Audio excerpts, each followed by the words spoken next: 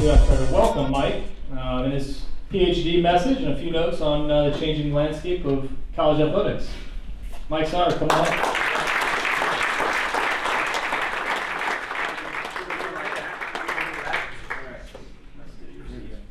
You do what you gotta do.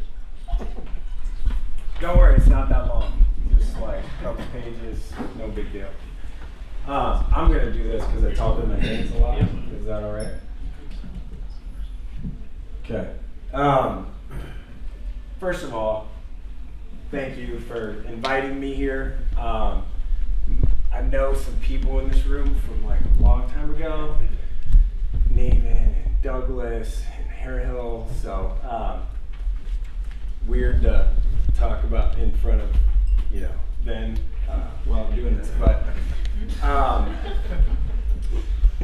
they know more about me than I think people really want to know. So yeah. Okay. I'm going to try not to read this whole thing, but if I do, bear with me. What I hope you take away from this is I want you to laugh a little bit. I'm probably going to cry because I'm emotional. And I want you to feel a little bit inspired. Those are the three emotions that I want. So here we go. I'm a husband to a superwoman named Katie. Father to two beautiful girls named Layton, age 6, Lily, age 3, and the cutest bulldog you've ever met named Jet. And yes, it's for the New York Jets because I'm a New York Jets fan. So yeah. I don't know anything about baseball other than balls, strikes, outs, singles, doubles, triples, home runs, the occasional triple play, exit velocity, throwing heat, Uncle Charlie's, and the occasional golden sombrero, which hopefully none of you players have ever had to experience. If you look at me, you can see that I am extremely athletic. Hey, remember that one time, like a couple weeks ago, that I won a wrestling match against, at age 43, mind you, and was outweighed by 40 plus pounds to someone that was 9 years younger than me? Yeah, that happened. If you didn't, you can see it. It's on Twitter. What I do know is that sports can change your life. They did for me. Tonight I'll share my 3 pillars. I'll talk about the changing landscape of college athletics and how to be different in those areas. If you know me, you know basketball is my thing. We'll talk about how travel ball and AU basketball kind of mirror each other and have since, I guess, Prospects has started. A pillar is what defines us. It's our character, our personality, and what fulfills us. Sports have defined my life from an early age. Whether it was growing up in Tulsa, Oklahoma, being a part of a youth football team that I just happened to be on, but I wasn't because it was great, that saw names like Jason Lohr, who played defensive tackle in Nebraska, or Rocky Kalmus, who was a starting middle linebacker at Oklahoma that got drafted by the Tennessee Titans. They went on to play Division I at the Division I level and later in the NFL. In Rocky's case, during my football playing career, we only lost 2 games until I officially retired from playing football my sophomore year in high school, after my sophomore year in high school, when I was just, too big and too strong and too fast for everybody else. That was a joke. Or it could have been in elementary school watching endless reruns of SportsCenter each day when they used to just play those over and over. Remember that? In the morning, which resulted in my older brother nicknaming me SportsCenter. It could have been watching my brother coach different levels of college basketball for what is now 20 years. Maybe it's the fact that I couldn't cleanly field a ground ball from second base as a 7th grader like my favorite Cub Ryan Sandberg could. My pillars, an acronym that doctors are familiar with, PhD. The P is for passion. I found mine in 2009 when my brother, the men's basketball coach at Western Texas College in Snyder, Texas, middle of nowhere, West Texas. Asked me to go see a basketball player at Omaha Central named Devrel Biggs. That resulted in me going to every single one of Biggs' games his senior season. It also resulted in me getting to know Akoya Gao. If you don't know who that is, just Google the name. It's kind of a big deal back in the day. I became his mentor and watched one of the most dominant high school basketball teams the state has ever seen win 4 straight titles. My passion for what I do every day started as wanting to be a conduit to help kids from Nebraska get recruited through the media. It evolved from a Twitter account that was called Nebraska HS Hoops to where I was the first person to live tweet games in Nebraska to what you may or may not see today. You see, if you're passionate about something, you just find a way. For 7 years, I worked your standard sales job while working on my passion when time allowed. After work, late at night, in the morning. I even got fired, true story. I even got fired from one of those 8 to 5 jobs while at the state boys basketball tournament the day of the semifinals in 2015. Yes, I took a vacation day that day. In 2017, what I thought was my dream job came calling. A job doing what I do, covering high school sports, mainly recruiting at the Omaha World Herald. 3 years later, well, they just didn't have room for, quote, another preps reporter. My point is, if you follow your passion, it will all work out. It will all work out in the end. It's not always a straight line to the top. You'll run into that wall trying to catch the fly ball and miss it. But the next opportunity, you may just take away a home run. After the World Herald, I spent 2 years betting on myself as an independent contractor, just working away at my craft until November of last year, when Hurrdat, the parent company of Hail Varsity and Hurrdat Sports, asked if I would listen to them. I missed being a part of a team. I missed bouncing ideas off of what we like to call TTBT, Team the Best Team. Remember, it's not a straight line if you follow your passion. Passion is defined as a strong liking or desire for or devotion to some activity, object, or concept. It's an everyday thing. You can't turn it off. You can't say, oh, tomorrow I'll work on my passion. Or tomorrow, or it's just a game, just a job, and if you do, you're not passionate about it. My passion is to be the absolute best at what I do. You may ask, what's the H? Well, it's hard, or better yet, hard work. I've never been the smartest person in the room. Just ask my 11th grade high school journalism teacher at Ralston High School that said I would never be good enough to work in journalism. I've never been the most athletic. Just ask Jerry Lefevre, the former head baseball coach at Peru State College, and my 7th grade baseball coach about my ability to get on base without the ability to hit the ball out of the infield. I've never been the most handsome when I walk into a room. Don't tell my wife. I've never been the best writer, the best photographer, the best videographer, or even the best dad, though my kids think I'm pretty cool.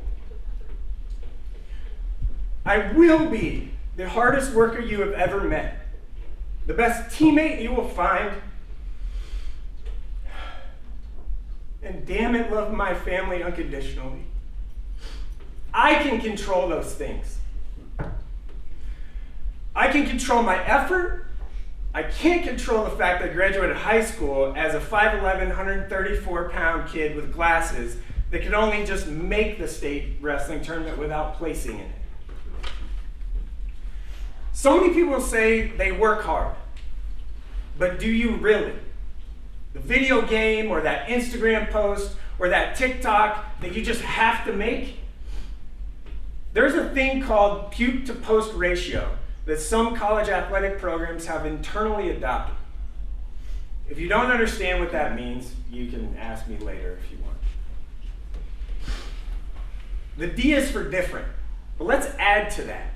Everybody's different. Everyone in this room is different. Some of us, like me, can hit a baseball 400 feet.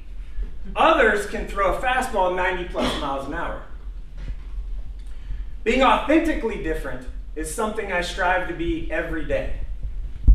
If you're different just because I or your parents or your coaches tell you to be, that won't work. Authenticity is genuine. It's exactly what you claim to be. Being authentic implies being fully trustworthy. Fake it until you make it won't fly with me. I have a personal mission statement: celebrate the story differently. If everyone else is doing the same thing, the same way, no one stands out. If you celebrate the success of others just a little differently than the person sitting next to you on press row or in the dugout, you might just be a better teammate. I think we can all agree that the player leaving the dugout without cleaning it up, or the one that doesn't pick the baseballs up after a hitting session in the cage, is different, but not in a good way. Little things matter. For 10 plus years, I've handwritten a thank you or congratulations note to the winning and losing coach at the state basketball tournament. I give it to them in the back hallways after the game. No one's around. It's an authentically personal message that doesn't need to be shared on social media or public view. Remember, it's the little things that make you different. I'm gonna take a drink. Sorry. Let me ask, do you know the devil? No, I'm not getting church here. I read a recent interview where current Iona men's basketball coach and former Louisville and Kentucky and NBA coach Rick Pitino said, "I know the devil here. Sometimes people don't know the devil." What he was referring to was coaching at a higher level of college basketball after rehabilitating his career and the Gales program. It's not all sunshine and rainbows at the highest level of college athletics. Sometimes you have a good thing. There's nothing wrong with staying put. The transfer portal has changed college athletics in an astronomical way. Some coaches only recruit the portal. Some look to the portal first, then high school or junior college. Why? Because at the highest level of college athletics, coaches get paid a lot of money. Some of their thinking is, I need to win quick and right now. What better way to do that than with players other schools have developed? The portal and NIL are tied together and probably forever will be. NIL has absolutely changed college athletics for the better, in my opinion. It has caused more athletes to stay in school longer, well, outside of the baseball and the whole 3 years and getting drafted after 3 years thing, you know. 22 states have adopted laws that allow for college athletes to make money on their name, image, and likeness.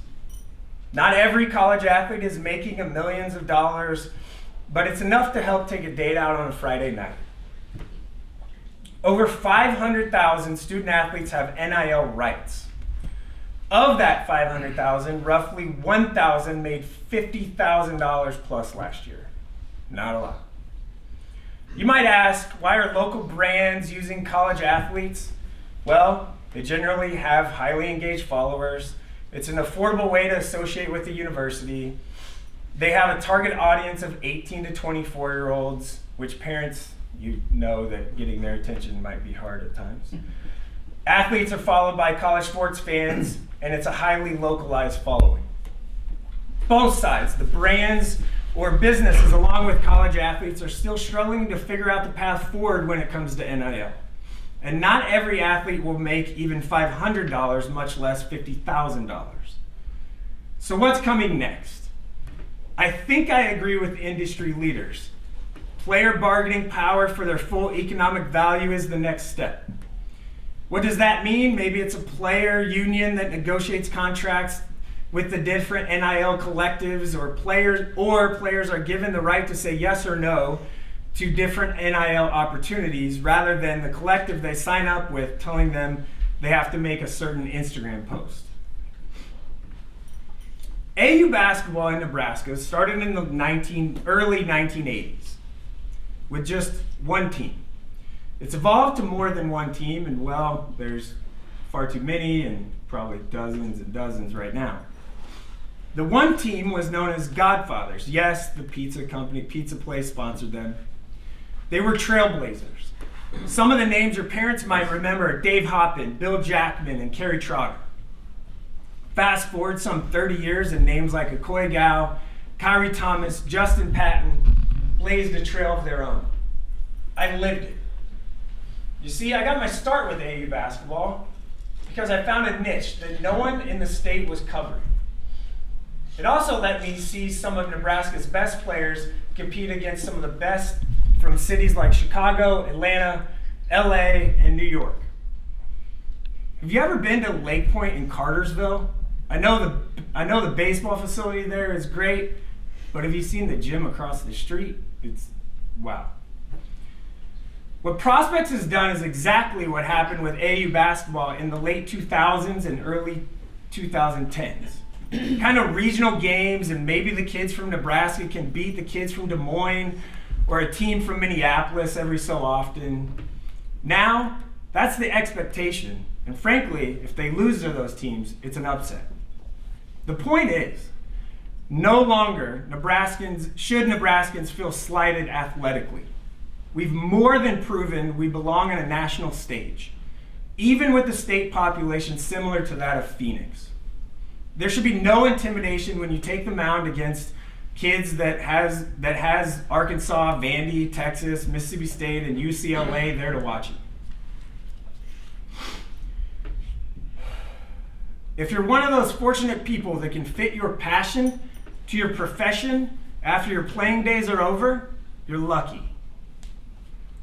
Sometimes it has to happen years down the line, and you have to be committed to making sacrifices that others won't make. You have to find your superwoman that believes in your passion, or at the very least understands it. You see,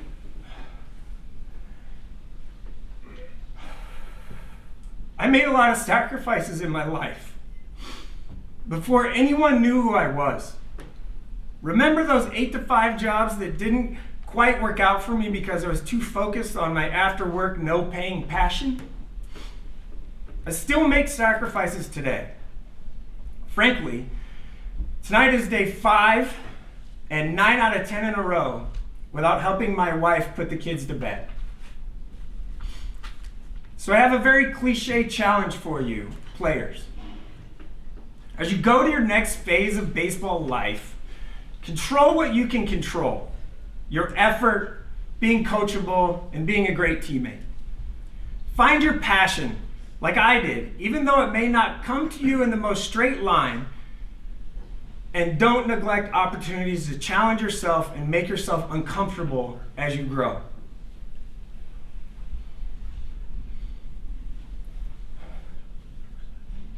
Sports did change my life because I found my role. I know it's hard to believe, but I wasn't the 5-star NIL superstar, but I've been able to share their stories in an authentically different way. I get an up-close ride, all because of my passion, hard work, and being authentically different. Thank you for letting me share my story differently.